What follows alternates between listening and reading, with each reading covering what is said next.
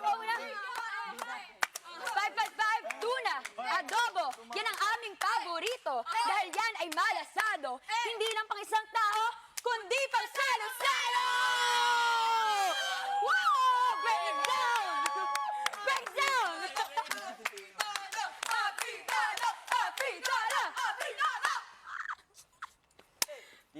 O, game. Uy, Ashley, alam bang excited ako kumain tayo ng 555 tuna?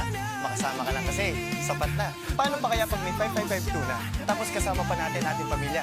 Alam mo, pag nangyari yun, ay nako, tapos na. Mr.